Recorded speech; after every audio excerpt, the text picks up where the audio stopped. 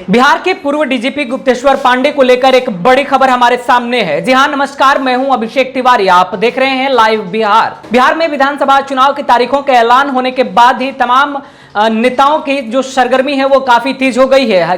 राजनीतिक गलियारे भी काफी गर्म है।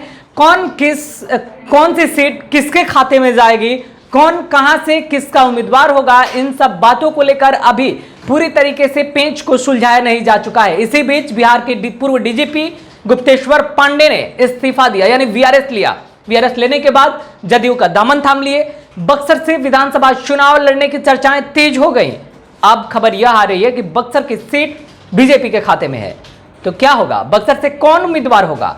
क्या डीजीपी को बक्सर से बीजेपी अपनी उम्मीदवार बनाएगी या फिर बीजेपी पहले अपने कैंडिडेट को तवज्जो देगी? अब यह भी बहुत बड़ा दिलचस्प मसला हो गया है। इसी बीच मिली सूत्रों से जो जानकारी हमारे पास है उसके अनुसार, विश्वास मत सूत्रों से जानकारी मिली है, इसको हम हल्के में नहीं ले सकते, तभी खबर हम आप तक पहुंचा रहे हैं।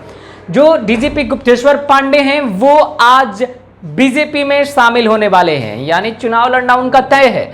अब ऐसे में सवाल यह बनता है कि अभी हाल ही में जदयू में शामिल होते हैं, फिर अब बीजेपी की सदस्यता लेते हैं। बिहार के ये कौन से खेल है नया?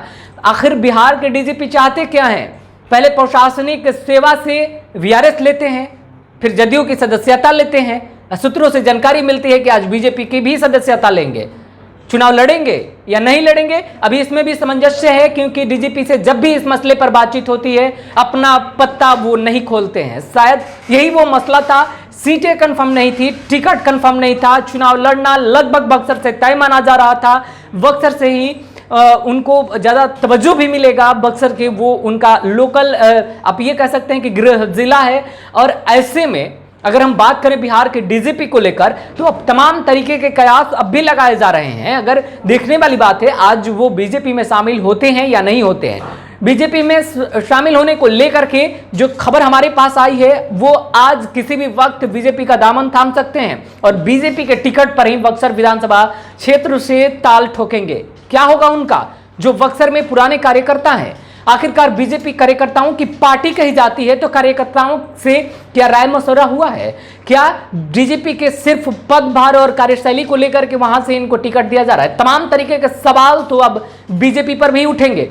ऐसे में देखने वाली बात है बीजेपी की रणनीति क्या होती है। और सबसे हैरान करने वाला सवाल तो यह है कि बक्सर विधानसभा क्षेत्र से अगर डीजीपी चुनाव लड़ेंगे, माफ कीजिए पूर्व डीजीपी, ये याद रखना है हमें, पूर्व डीजीपी गुप्तेश्वर पांडे अगर चुनाव लड़ेंगे तो क्या बीजेपी के कार्यकर्ता समर्थन करेंगे? और करेंगे तो उनकी प्रतिशत क्या होगी?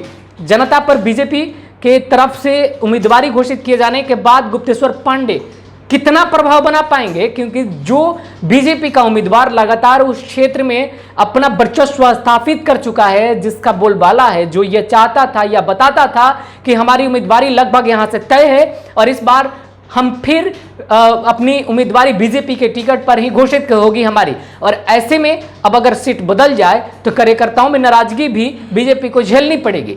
कार्यकर्ता क्या करेंगे, ये कार्यकर्ता निर्धारित करें। बीजेपी को लगभग अब यह निर्धारित करना पड़ेगा कि बिहार के पूर्व डीजीपी गुप्तेश्वर पांडे बीजेपी के टिकट पर बिहार विधानसभा का चुनाव लड़े, और यह लगभग अब फैसला तय माना जा रहा है। तो अब सबसे दिलचस्प बात यह है कि सबकी नजर अब इस बात पर टिकी है कि बिहार के पूर्व डीजीपी गुप्तेश्वर पांडे कब बीजेपी का दामन थामते हैं। आखिरकार 4 दिन की जिंदगी होती है, जी लेना चाहिए सभी को। अभी 4 दिन पहले जदयू में गए थे और 4 दिन बाद फिर बीजेपी में शामिल होंगे। टोटल दिन मत कैलकुलेट करिए, बस ये देखिए कि कैसे दल बदल रहे हैं, इनका हश्र क्या होने वाला है, कितना जनता पर प्रभाव पड़ेगा, कितना जनता इनको लेकर गंभीर है।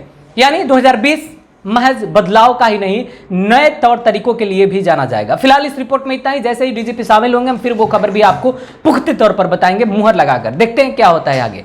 फिलहाल इस खबर में इतना ही। आगे की खबरों के लिए बने रहें लाइव बिहार पर। नमस्कार।